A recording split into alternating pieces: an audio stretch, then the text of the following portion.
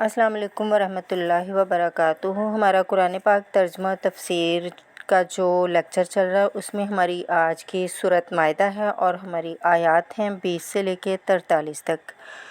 اب حضرت موسیٰ علیہ السلام کا وہ واقعہ آ رہا ہے کہ جب مصر سے اپنی قوم کو لے کر نکلے، صحرائے سینا میں رہے، کوہ طور پر بلایا گیا، تورات دے دی گئی۔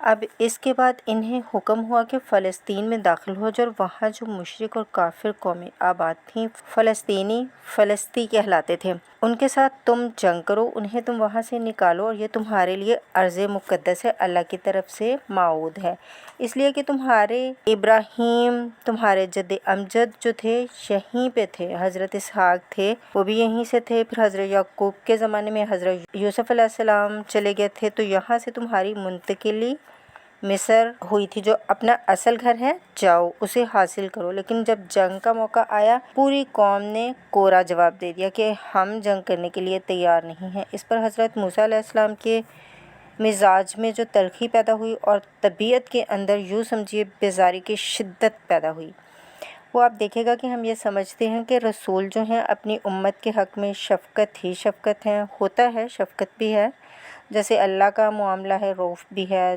ودود بھی ہے، لیکن عزیز جو انتقام بھی ہے، انتقام لینے والا بھی ہے، یہ دونوں شانیں ہیں اللہ تعالیٰ کی۔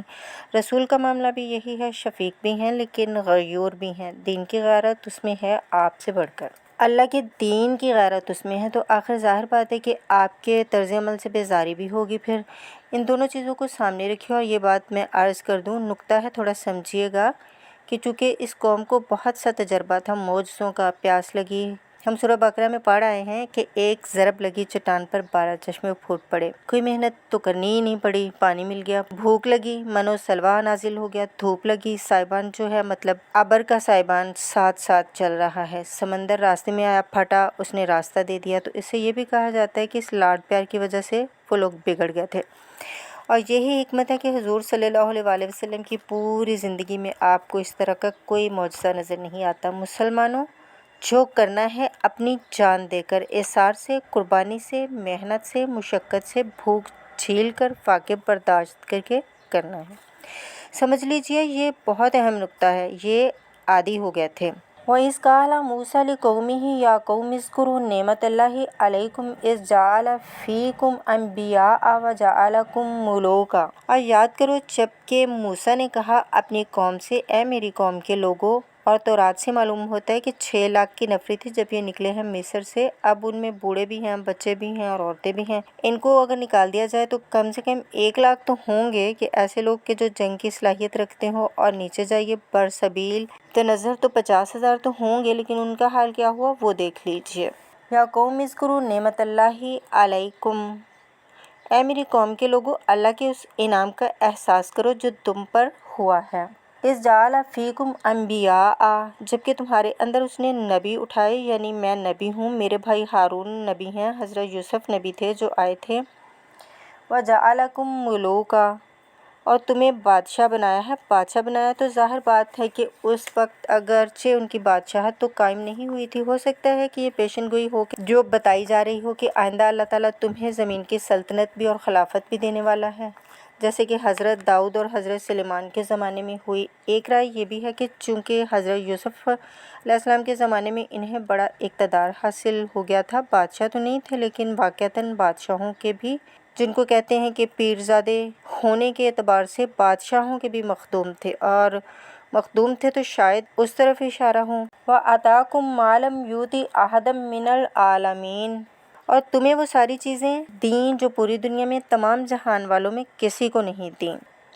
یا قوم ادخلوا الارض المقدسۃ التی کتب اللہ لکم، اے میری قوم کے لوگوں، اب داخل ہو جو اس ارض مقدس میں، اس فلسطین میں جو اللہ نے تمہارے لیے لکھ دی ہے، اللہ کا فیصلہ ہے، تمہیں ملے گی۔ وَلَا تَرْتَدُّوا عَلَىٰ أَدْبَارِكُمْ فَتَنْقَلِبُوا خَاسِرِينَ، اگر ایسا کرو گے تو خسارے میں رہو گے۔ قَالُوا يَا مُوسَىٰ إِنَّ فِيهَا قَوْمًا جَبَّارِينَ، انہوں نے کہا موسیٰ ہم فلسطین میں داخل ہو جائیں، اس میں تو بڑی جابر قوم ہے، بڑی طاقتور قوم ہے، لہیم ہے، قدآور لوگ ہیں، جسیم ہیں۔ وَإِنَّا لَن نَّدْخُلُوهَا حَتَّىٰ يَخْرُجُوا مِنْهَا، ہم اس زمین میں داخل نہیں ہوں گے، ہم اپنے قدم نہیں بڑھائیں گے جب تک کہ وہ وہاں سے نکل نہ جائیں۔ فَإِن يَخْرُجُوا مِنْهَا فَإِنَّا دَاخِلُونَ، وہ نکل جائیں پھر ہم داخل ہو جائیں گے۔ قَالَ رَجُلَانِ مِنَ الَّذِينَ يَخَافُونَ، کیا دو اشخاص نے کہ جو خوف رکھتے تھے اللہ کا بھی، أَنْعَمَ اللَّهُ عَلَيْهِمَا، اللہ نے بھی ان پر انعام کیا تھا۔ یہ دو شاگرد تھے جو قریبی صحابی تھے یا حواری تھے حضرت موسیٰ علیہ السلام کے، یوشع ابن نون تو پھر وہ ہیں جو پھر ان کے بعد جانشین بھی ہوئے، اور گمان غالب یہی ہے کہ وہ نبی تھے، اور دوسرے تھے غالب بن یفن۔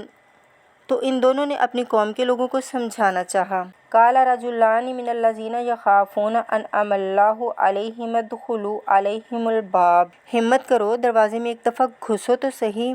فَإِذَا دَخَلْتُمُوهُ فَإِنَّكُمْ غَالِبُونَ، جب تم داخل ہو جاؤ گے تو غلبہ تمہیں مل جائے گا۔ وَعَلَى اللَّهِ فَتَوَكَّلُوا، اللہ پر توکل کرو۔ ان کنتم مومنین، اگر تم مومن ہو۔ قالوا یا موسیٰ انا لن ندخلها ابدا، انہوں نے کہا موسیٰ ہم تو کبھی بھی، یہ ترجمہ اصل میں کبھی بھی کیا گیا ہے اس مصحف میں بھی، لیکن یہ گرامر کے اندر عربی محاورے ہیں ہرگز ہرگز، اس کے ہم ہرگز ہرگز داخل نہیں ہوں گے۔ یا موسیٰ انا لن ندخلها ابدا، ہم ہرگز داخل نہیں ہوں گے۔ ما داموا فیہا، جب تک وہ اس میں موجود ہیں۔ فاذهب انت وربک، جاؤ تم اور تمہارا رب جا کے قتال کرو۔ انا ہاہنا قاعدون، ہم تو یہاں بیٹھے ہیں، ہم تو ادھر ٹکے ہوئے ہیں، ہم تو کہیں نہیں جائیں گے۔ اب دیکھیے بیزاری، وہی حضرت موسیٰ سورۃ قصص میں آپ واقعہ پڑھیں گے کہ قبطی جو تھا وہ مار رہا تھا ایک اسرائیلی کو، تو اس کی طرف سے پھر مضافت کرتے ہوئے حضرت موسیٰ نے ایک مکہ رسید کیا، اس قطبی کی جان نکال دی ہے۔ اس وقت اتنی محبت تھی اپنی قوم سے، اور اب کیا حال ہے؟ قال ربی انی لا املک الا نفسی و اخی، انہوں نے عرض کیا پروردگار مجھے تو اختیار نہیں ہے سوائے اپنی جان کے اور اپنے بھائی ہارون کی جان کے۔ فافرق بیننا، باقی جب پوری قوم انکار کر رہی ہے تو اب تفریق کر دے، علیحدہ کر دے، جدائی ڈال دے ہمارے درمیان۔ وَبَيْنَ الْقَوْمِ الْفَاسِقِينَ، اور ان ناہنجار لوگوں کے درمیان میں ان کے ساتھ رہنا نہیں چاہتا میں۔ آج کی اسلام میں ہم کہہ سکتے ہیں کہ میرا استعفیٰ قبول کر لیں کہ میں اب ان کے ساتھ نہیں رہنا چاہتا۔ ان کی ناہنجاری، جو کچھ انہوں نے دیکھا ہے میرے ہاتھوں سے، جو معجزے دیکھے ہیں میرے اور ان کے درمیان، اب تفرقہ پیدا کر دے۔ اللہ نے یہ درخواست قبول نہیں کی، لیکن یہ کہ تذکرہ بھی نہیں کیا۔ قال فإنها محرمات علیہم 40 سنۃ، نہیں، ہم جو سزا انہیں دے رہے ہیں وہ یہ ہے کہ اب یہ ارض مقدس انہیں دے دیتے اگر یہ بزدلی نہ دکھاتے۔ اب انہوں نے بزدلی دکھائی ہے تو اب یہ ارض مقدس ان پر حرام رہے گی 40 برس تک۔ یتیہون فی الارض، اسی صحرائے سینا میں یہ بھٹکتے رہیں گے۔ فلا تأس علی القوم الفاسقین، تو اب آپ ان فاسق لوگوں کے بارے میں افسوس نہ کریں، اپنے دل میں رنج نہ لے آئیں جو کچھ ان پر بیتے گی، لیکن بہرحال آپ ان کی طرف رسول بنا کر بھیجے گئے ہیں، جب تک زندگی ہے آپ کو ان کے ساتھ رہنا ہے۔ یہاں ذرا یاد کر لیجئے کہ جو حضرت موسیٰ نے کہا رسول سے کیا کہا گیا تھا سورۃ نساء میں، اے نبی آپ اللہ کی راہ میں قتال کیجئے، آپ پر ذمہ داری نہیں ہے سوائے اس کے کہ آپ کی اپنی جان ہے، اور آپ اہل ایمان کی جتنی تحریض ترغیب، جتنے ان کے اندر ایمان کے جذبات ہیں ان کو اپیل کرنا ممکن ہے کیجئے۔ وَاتْلُ عَلَيْهِمْ نَبَأَ ابْنَ آدَمَ بِالْحَقِّ، اب یہ معاملہ ہو رہا ہے قتل ناحق کے سلسلے میں، اور ان میں فساد مچانے کے سلسلے میں، چوری ڈاکے کے سلسلے میں، کیا ان کی اہمیت ہے، کیا ان کی سزائیں ہیں؟ وَاتْلُ عَلَيْهِمْ نَبَأَ ابْنَ آدَمَ بِالْحَقِّ، اور اے نبی ان کو پڑھ کر سنائیے آدم کے 2 بیٹوں کا قصہ حق کے ساتھ۔ اِذْ قَرَّبَا قُرْبَانًا، جبکہ ان دونوں نے قربانی پیش کی، ایک حابیل قابیل، ایک ان میں سے گدڑیے کا کام کرتے تھے، بھیڑیں بکریاں چراتے تھے، ایک کاشتکار تھے، تو دونوں نے قربانی پیش کی، ایک کچھ اپنی جنس لے کر آئے اور دوسرے جو ہیں وہ اپنے کچھ جانور لے کر آئے اللہ کے لیے نظر کے طور پر پیش کیا۔ فَتُقُبِّلَ مِنْ أَحَدِهِمَا وَلَمْ يُتَقَبَّلْ مِنَ الْآخِرِ، تو ان میں سے ایک قربانی جو تھی وہ قبول کر لی گئی، دوسرے کی قبول نہیں کی گئی۔ یہ کیسے معلوم ہوا؟ یہ میں بتا چکی ہوں آپ کو کہ اس وقت کا معاملہ یہ تھا کہ قربانی کی قبولیت کی علامت یہ ہوتی تھی کہ آسمان سے یہ شعلہ سا نیچے اترتا تھا اور وہ اس چیز کو جو بھی یعنی قربانی کے لیے رکھی جاتی تھی اس کو جلا کے بھسم کر دیتا تھا، گویا کہ اللہ نے اس کو قبول کر لیا۔ قَالَ لَأَقْتُلَنَّكَ، اب جس کی یہ قربانی قبول نہیں ہوئی تھی اس نے کہا اپنے بھائی سے جس کی قربانی قبول ہو گئی تھی، حسد کی آگ میں جل کر میں تمہیں قتل کر دوں گا۔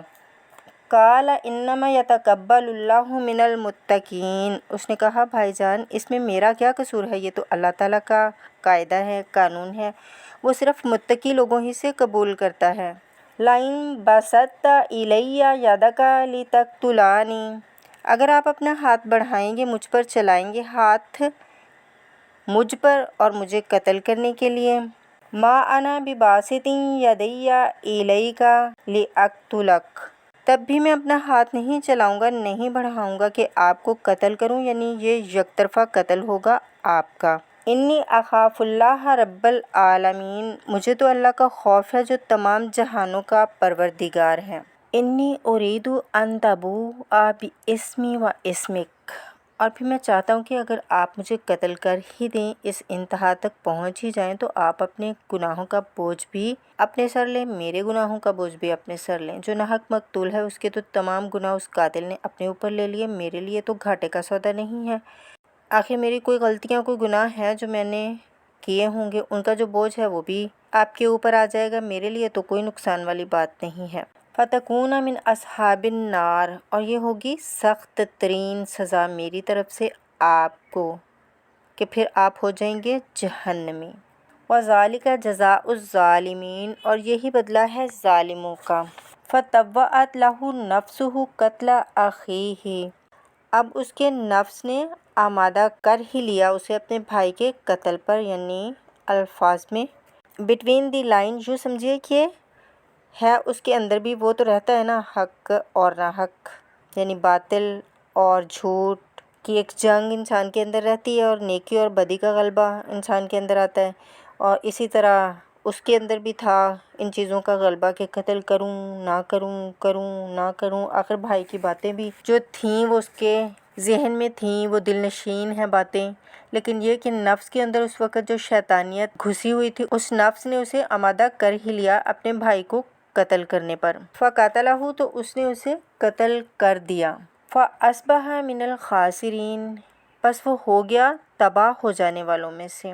فَبَعَثَ اللَّهُ غُرَابًا يَبْحَثُ فِي الْأَرْضِ، یہ پہلا خون ہے جو نسل آدم میں ہوا ہے، تو اللہ تعالیٰ نے کوے کو بھیجا، وہ زمین کو کھرچ رہا تھا۔ اب اسے قابیل کو سمجھ میں نہیں آ رہا تھا کہ میں کیا کروں، یہ جو لاش ہے بھائی کی اس کو کیسے ڈسپوز کروں، ٹھکانے لگاؤں، تو اللہ تعالیٰ نے کوے کو بھیج دیا۔ آپ کو معلوم ہے وہ جس طرح زمین میں چونچے مارتا ہے، اس میں سے کھانے کے لیے کچھ دانے نکالتا ہے، وہ دیکھا۔ لِيُرِيَّهُ، تاکہ اللہ اسے دکھا دے، کیف یواری سوءۃ اخیہ، تاکہ وہ اپنے بھائی کی لاش کو کیسے چھپائے۔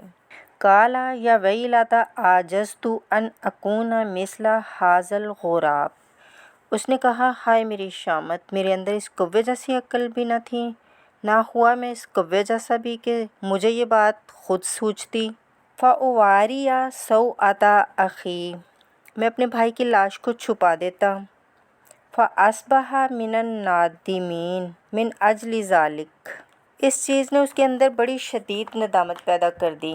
كَتَبْنَا عَلَىٰ بَنِي إِسْرَائِیل، من اجل ذالک دونوں طرف لگتا ہے، من اجل ذالک كَتَبْنَا عَلَىٰ بَنِي إِسْرَائِیل، اور ہم نے اسی بنا پر بنی اسرائیل پر یہ بات لکھ دی تھی، قتل ناحق ہم نے تورات میں لکھ دیا تھا کہ یہ اتنی بری شے ہے کہ ایک انسان کا قتل کرنا بھی، أَنَّهُ مَنْ قَتَلَ نَفْسًا بِغَيْرِ نَفْسٍ أَوْ فَسَادٍ فِي الْأَرْضِ، اگر کسی انسان نے کسی انسان کو قتل کیا بغیر کسی قتل کے قصاص میں، بغیر نفس، ہاں اگر کسی نے قتل کیا ہے تو جواب میں اگر قتل کیا جائے تو یہ قتل ناحق نہیں ہے، یہ تو پھر قصاص کا قتل ہے۔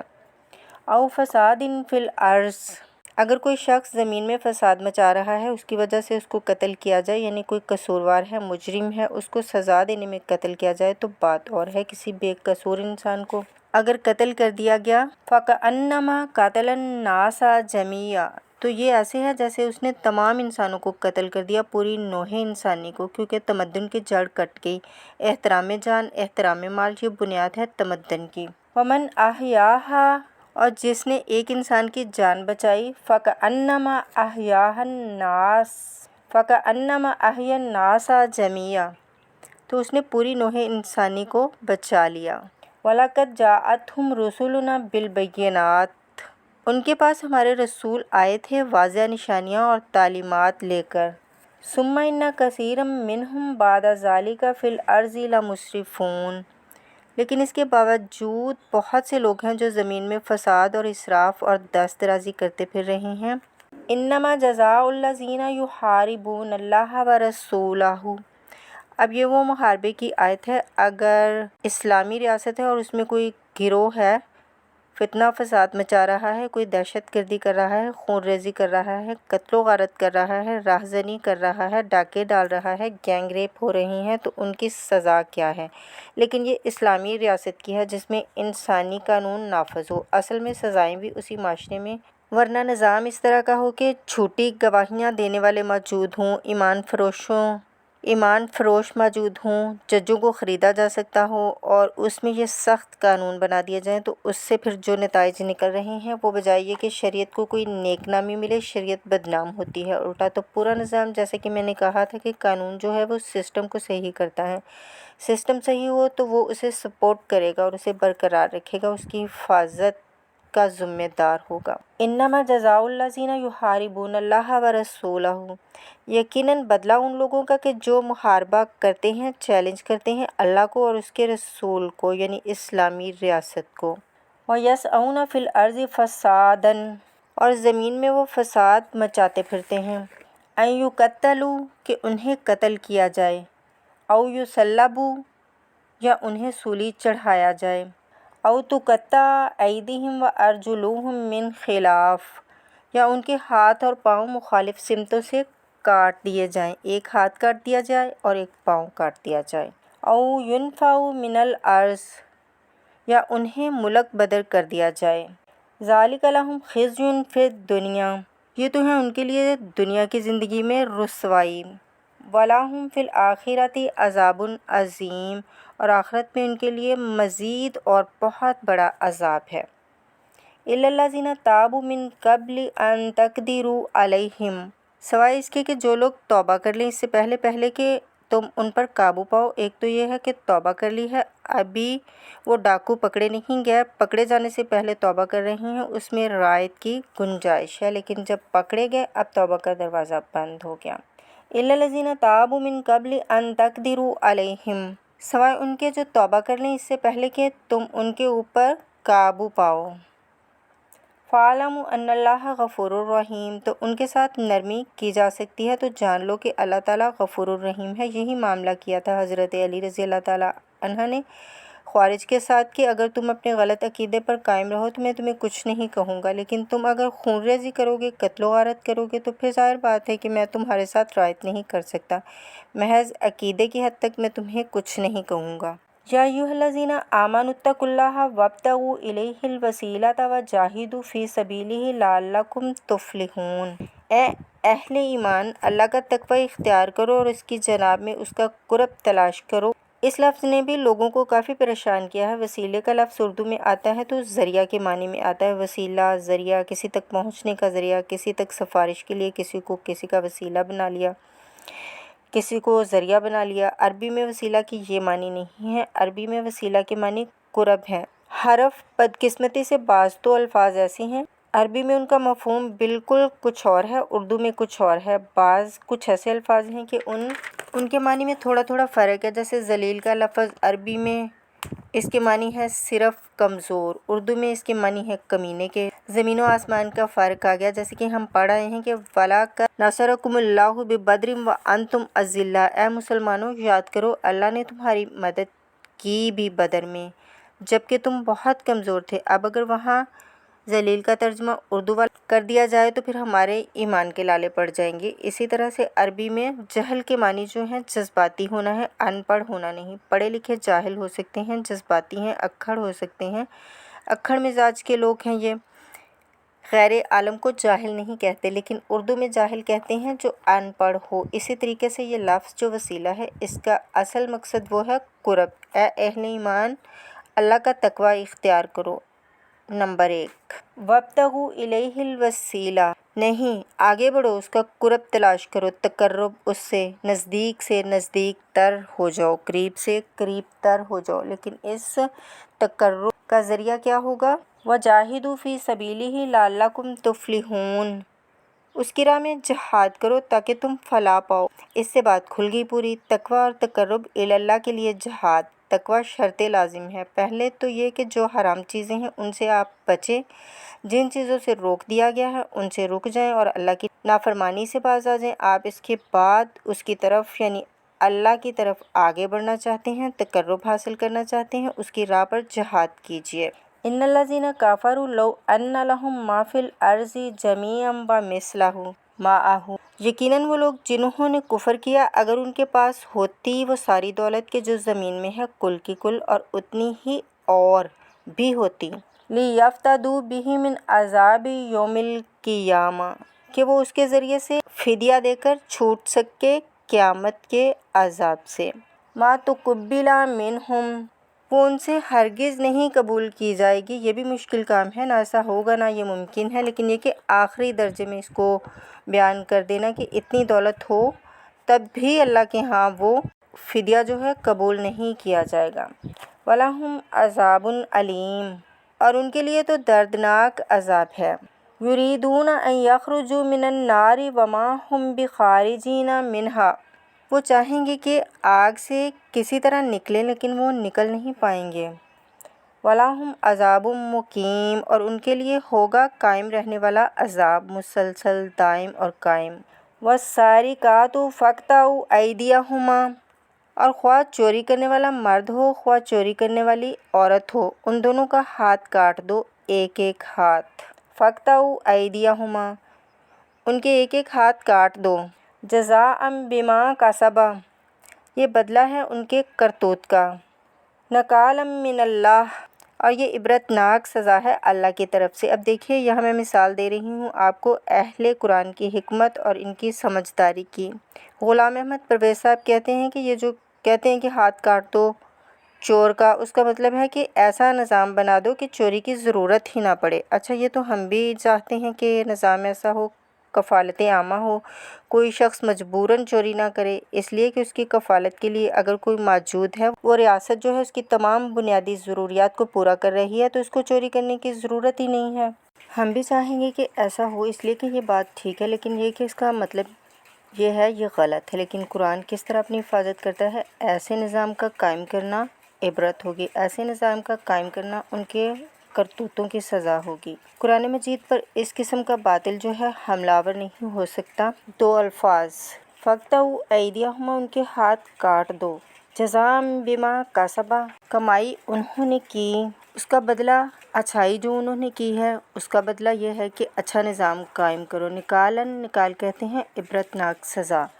निकालम मिनल्लाह, अल्लाह की तरफ से इबरत के लिए। और ये इस्लाम की जो ताज़ीरात में हदूद हैं, सज़ाएँ हैं, उनके लिए लफ्ज़ निकाल बहुत अहम है। इबरतनाक सज़ा, अगरचे शहादत का कानून बड़ा सख्त रखा है, शुबा हो तो मुल्ज़िम को छोड़ने की हदायत है। जो आलमी दुनिया के अंदर असूल हैं, जो भी डाउट है उसका फ़ायदा जो है, शक का फ़ायदा वो मुल्ज़िम को जाएगा। लेकिन ये सारी चीज़ों के बावजूद अगर साबित हो गया है, अब सज़ा दो कि सज़ा एक को मिले और लाखों की आंखें खुल जाएं, ताकि आइंदा फिर ये जुर्म करने की किसी में हिम्मत ना हो। ये जो डेटरेंस है, इस तरह की सज़ाएं कि जिनसे बुराई जो है उसका इस्तेहसाल माशरे से किया जा सके, यही वाहिद ज़रिया है। वरना दुनिया में अमेरिका जैसी कल्चर्ड सोसाइटी के अंदर भी क्राइम मौजूद हैं, बड़ा ही घिनौना जुर्म मौजूद है, इसलिए कि उस किस्म की सज़ाएं हैं ही नहीं। लोग जब भी कोई जुर्म करते हैं, कुछ दिन जेल में रहे, ऐश किया, फिर बाहर आए, फिर जुर्म किया, फिर चले गए। बाहर रहकर क्या करेंगे, वहाँ तो सरकारी मेहमान हैं, वहाँ तो बड़ा अच्छा हमारा ख्याल रखा जाता है।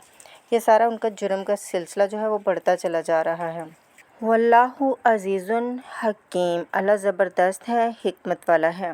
فمن تاب من بعد ظلمہ واصلح فإن اللہ یتوب علیہ، تو جس نے بھی توبہ کر لی اس کے بعد اپنے جرم اور ظلم کے پیچھے، واصلح اور اصلاح کر لی، تو اللہ تعالیٰ قبول کرتا ہے اس کی توبہ کو۔ ان اللہ غفور الرحیم، یقیناً اللہ غفور الرحیم ہے، لیکن جرم کی سزا دنیا میں ختم نہیں ہوگی۔ ایک جرم جو کیا ہے وہ جرم ہے، دنیا کا گناہ ہے، اللہ کا جرم کی سزا دنیا میں ملے گی، گناہ کی سزا اللہ نے دینی ہے، اس کو اللہ معاف فرما دے گا اگر توبہ کی ہے تو۔ اگر توبہ نہیں کیا تو پھر یہ ہے اس کی سزا بھی ملے گی۔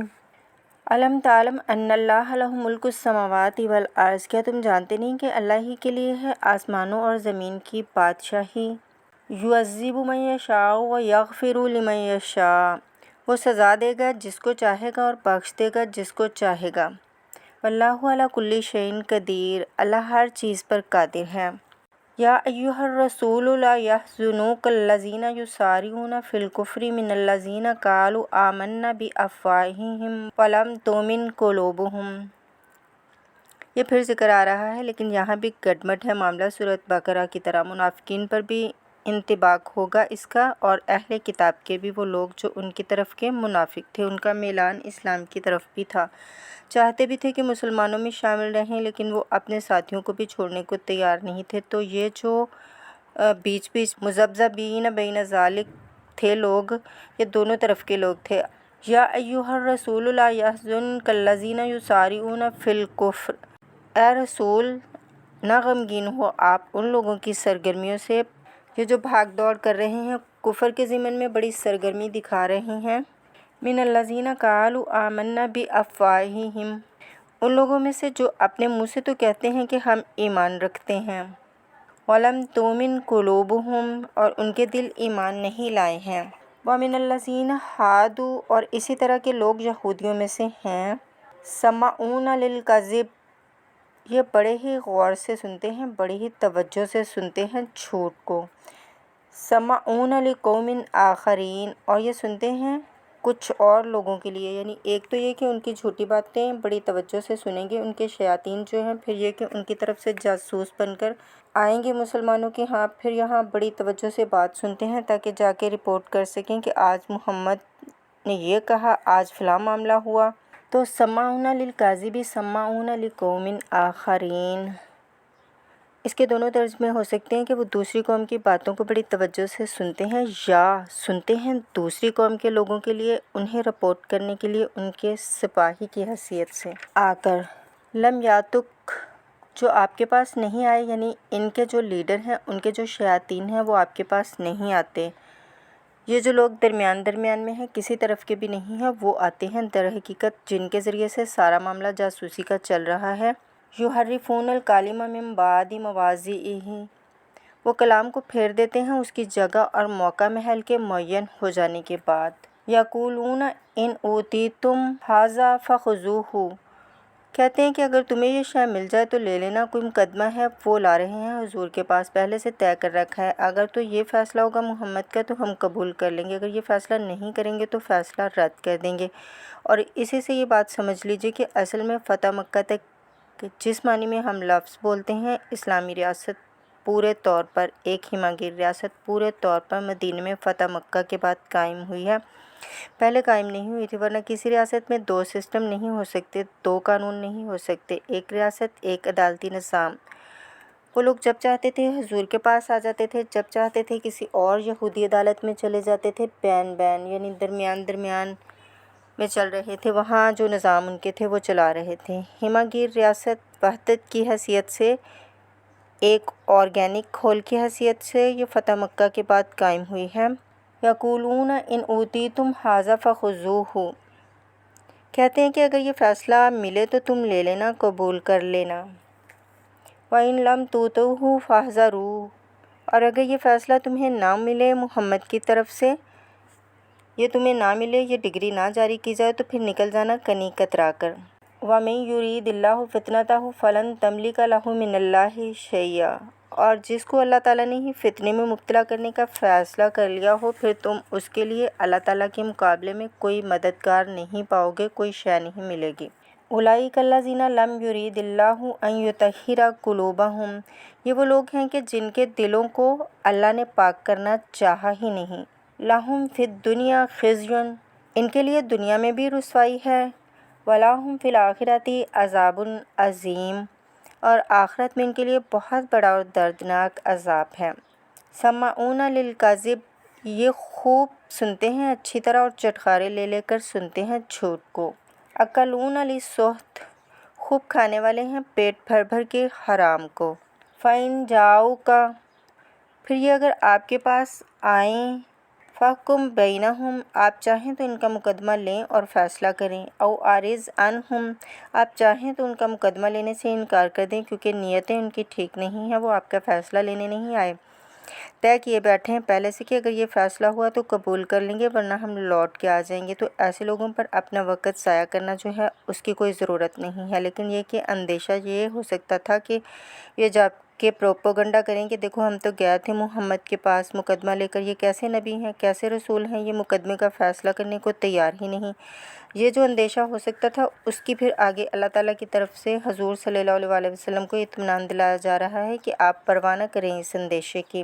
فَإِن جاؤک فَاحْكُم بَيْنَهُمْ أَوْ أَعْرِضْ عَنْهُمْ، اگر وہ آئیں آپ کے پاس اپنا مقدمہ لے کر تو چاہیں تو آپ فیصلہ کریں اور چاہیں تو اعراض کریں۔ وَإِن تُعْرِضْ عَنْهُمْ، اگر آپ ان سے اعراض کریں گے، ان کے مقدمے کا فیصلہ کرنے سے انکار کر دیں گے، فَلَن يَضُرُّوكَ شَيْئًا، وہ آپ کو کوئی گزر نہیں پہنچا سکیں گے۔ ان کے مخالفانہ پروپیگنڈے سے قطعاً آپ کو ہراساں ہونے کی ضرورت نہیں ہے۔ وَإِنْ حَكَمْتَ، اور اگر آپ فیصلہ کریں، فَاحْكُم بَيْنَهُمْ بِالْقِسْطِ، بہرحال آپ کو فیصلہ کرنا ہے عدل اور قسط کے ساتھ، انصاف کے ساتھ۔ ان اللہ یحب المقسطین، یقیناً اللہ تعالیٰ جو ہے وہ انصاف کرنے والوں کو پسند کرتا ہے، ان سے محبت کرتا ہے۔ وَكَيْفَ يُحَكِّمُونَكَ، اور اے نبی یہ کیسے آپ کو حاکم بناتے ہیں، یہود کی طرف اشارہ ہے یہ۔ وَعِندَهُمُ التَّوْرَاةُ، ان کے پاس تورات موجود ہے، نیک نیت ہوں تو اسی کے فیصلے کو لے کر چلیں۔ فِيهَا حُكْمُ اللَّهِ، اس میں اللہ کا حکم موجود ہے۔ ثُمَّ يَتَوَلَّوْنَ مِن بَعْدِ ذَلِكَ، پھر بھی وہ اس کے بعد بھی وہ اس سے روگردانی کرتے ہیں۔ وَمَا أُولَئِكَ بِالْمُؤْمِنِينَ، اور حقیقت میں یہ لوگ مومن نہیں ہیں، ایمان سے خالی ہیں، ایمان سے تہی دست ہیں، ان کا اصل رول یہ ہے۔ آمنت باللہ، صدق اللہ العظیم۔